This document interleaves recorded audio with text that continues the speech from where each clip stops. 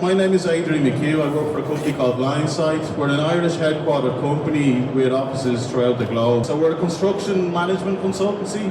We celebrated our 50th anniversary last year and started from roots as a QS company with quantity surveyors, okay, commercial management, and then have diversified and grown with our clients into project management and scheduling, etc. So the presentation overview. I'll give you an introduction to our company. Data center growth, I'm not going to dwell on too much, but it is interlinked. So we can talk about growth in gigawatts, but it's interlinked to the processes, and as I say, taking the magic which comes out of the data center and putting it back into the construction processes. What is AI? AI is everywhere. Every booth I walk around here is AI, AI, AI. So we'll have a little quick discussion or a look through that. Digitalization in construction. This is the groundstone or the foundations for AI. Yeah? A lot of these components are here, and it's knitting that together and getting the enhanced outcomes and best outcomes for you and your clients. Data inputs. AI is only as good as the inputs. Yeah? It's not going to function, it's not going to work correctly without the correct information. Harnessing the benefits of AI, use cases, barriers to adoption, overcoming the barriers, and a final thought. So, as I say, I come from the company Linesight. We're a construction consultancy. Myself, I specialise in the data centre sector. If you look here, the figures don't lie. We delivered these figures are a bit outdated. We delivered nearly 16 gigawatts of data centres globally. Okay? As I say, traditionally we came from the commercial business, and we've grown with our clients and followed into regions. You'll see on the next slide our global footprint. Data centres, high-tech manufacturing, life sciences, energy, the figures don't lie, right? Our staff number has quadrupled since 2018. We now currently have 1,600 people globally. We have approximately 80 people here based in Germany, with an office in Frankfurt, an office in Berlin, and one following in Munich quite soon, with more of a focus on the life sciences in southern Germany and moving into the DACH region. This is our global penetration. We started in Dublin, my home city, but aber ich liebe Deutschland 7 Jahre. But we started in Dublin. We've grown with our clients. When I say grow with our clients, so this growing with our clients, I see this technology as well.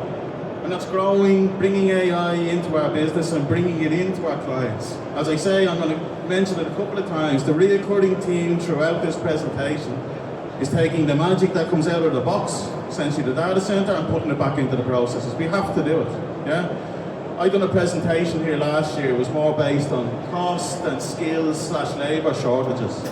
We can't get away from it. The growth in this business, if we look at the forecast growth, even if half of this is built, who's going to build all these data centres? Yeah?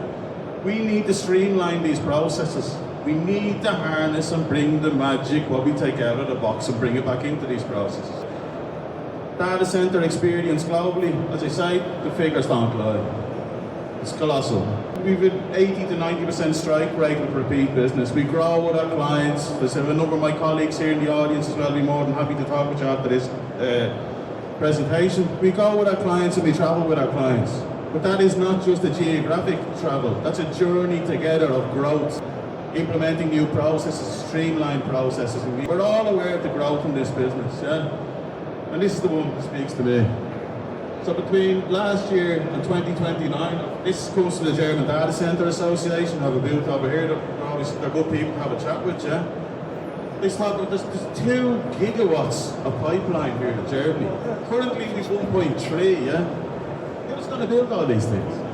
I mean, we can talk about power, we can talk about labour shortages, etc. Who's going to build them? Yeah? To build these, we need to practice what we preach and utilise the technologies which we have there and bring it into the processes. As we speak, we mightn't know it, but we're in the midst of the 4th industrial revolution, yeah? And data is the steam driving that revolution. The 1700s, 1870, 1960, Moore's Law came into play. He talked about the doubling of capacity of chips every 2 years, and that's where we are now. We're right in the middle of this now. The change, the growth, and the enablement of the data centres which we are building, they are driving this growth. And as I say, I really love this one. That is the steam driving this revolution. So what is AI? What is it? It's a buzzword, it's everywhere I look around, it's AI. Britannically, the dictionary gives it a description as the ability of a digital computer or computer-controlled robot to perform tasks commonly associated with intelligent beings. All this data is there. Yeah? How are people involved in construction? How many construction projects have you been involved in where there's a book at the end of the table and people are meant to physically write in lessons learned from the construction, but nothing ever gets implemented? It dies, people move on from the organisation. The knowledge which was gained in the delivery of that project is not transferred into the next project. The same mistakes are made again. So it's all about data inputs. We take this knowledge and we're recording this and we're putting this into software systems. That's how we really learn, and that's how we streamline and enhance our projects and drive for better, and as you'd see in some of the preceding slides, more cost-effective, punctual, safer project delivery. If you look at the changing digital landscape, not so long ago this was the norm. You have a room, a couple of hundred guys sitting with set squares and pens, and like this guy smoking a pipe here as well. But here we are now. Yeah, we have all this technology at our disposal. It's there. We need to use it. As I say, practice what we preach and bring it back into our construction processes. This is a comparison from a German state body. It's talking about productivity, yeah, between manufacturing and construction. Yeah. Granted, they're two different beasts. Okay, manufacturing, there's a lot more room for automation. It's an easy, I wouldn't say easier process, but it's more implement friendly. Okay, but this doesn't lie. Look, since 1991, productivity in data in construction has gone down by 25%. What's wrong here? Yeah, why are we not implementing the technologies which are available to us? Alex got a lovely talk here a couple of minutes ago talking about off-site manufacturing and all these lovely processes. Why is this gone down?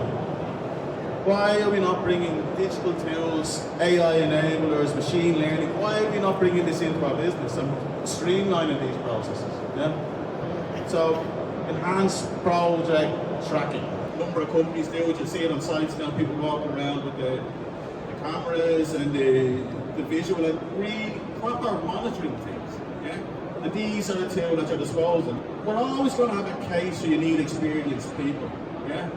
But they need, if they have the correct data inputs, it makes their life 1,000 times easier, and it gives you proper project management, proper project tracking, and proper facilities for cost control, etc. I would say now we're semi here. Yeah? Software supported quantitative maintenance, structured analysis. This is where we should be, and this is where we're drifting into. And this, as I say, this is really where we see it, and this is, as an organisation for our company Linesight, this is the road we're doing.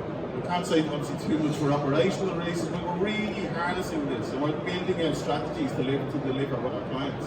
As I said a couple of times, the data, it's only as good as the data which is inputted. The various types of data inputs, video, images, costs, etc. You'll see a lot of one of my colleagues here in the audience, I'm sure he'll tell you about, from a cost management perspective, if you utilise a 3D model, you can extract BOQs from these things. This will actually do it for you. You bring that expertise and you check it, you know? But again, you're only as good as the data which you input. Yeah? So data types, data sources, algorithms, AI output, and possible use cases, which I would say are actually use cases. Benefits of harnessing AI in data centre construction. All these top words don't lie, yeah? Improved efficiency, enhanced safety, cost savings, innovative design, and data-driven insights. Utilisation of all these metrics is going to drive you better productivity and better streamlined delivery for you and your client. Enhanced safety. If we take safety incidents and we put this data into proper software, we can predict these things before they come. There's a specialised lift or something on ahead, we can see these things before they come. You get an alert, and that's the way I go.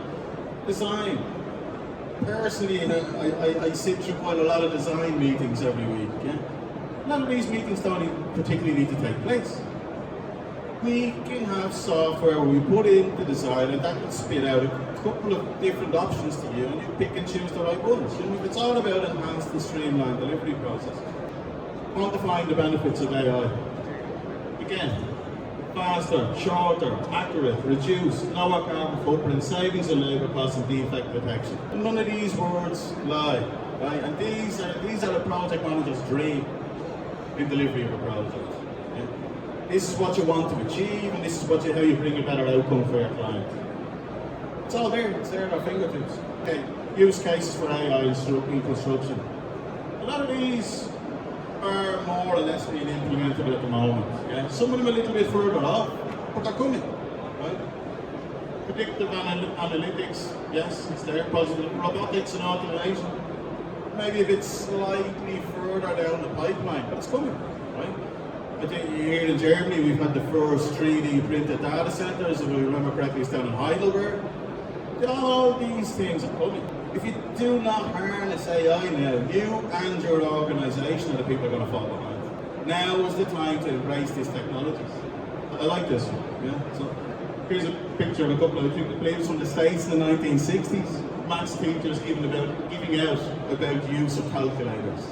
We've all heard that adage when they said you never have a calculator in your pocket. Every one of us does now on their phone. Yeah?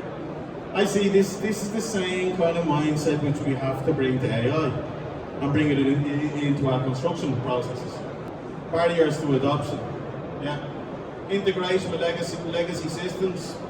The name is on the tin there. There's a lot of clients who use quite tedious and long, drawn out strategies. It's not the easiest thing. Data silos. So Alex here will tell you this about this supply chain. He says how many parties have to come together for one combined and uniform data source. Lack of real-time data. It thrives on high-quality data. Yeah. Obviously, there's factors when you look at computer imaging, etc. There's GDPR issues and these kind of things going on.